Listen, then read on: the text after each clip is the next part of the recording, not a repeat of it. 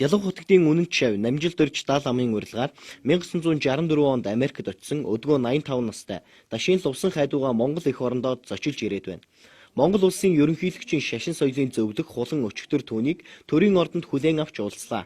Говийн догшин ноён хутагтын сүүлчийн дүр ноён гэгээний итгэлч шав байсан тэрээр лам нарыг хоморголон хөнөөж эхэлсэн 1930-ад оны сүүлчээр нутаг орноосоо дөрвөн Сүнэт, Алшаа, Хөх нуур төвдээр дамжин энтхэгт гарчээ.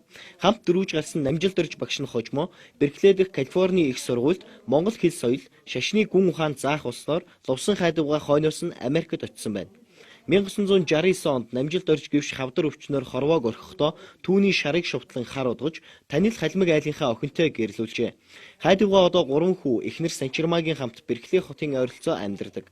Тэрээр багш нарынхаа судар номыг дээдэлж, бурхан шүтээнийг нь зулаар таслахгүй, орсон гарсан бүхнийг хоол ундаар daйл цайлахын зэрэгцээ Америкийн монголчуудынхаа төлөө чадах бүхнээ хийж тусалж дэмжсээр иржээ.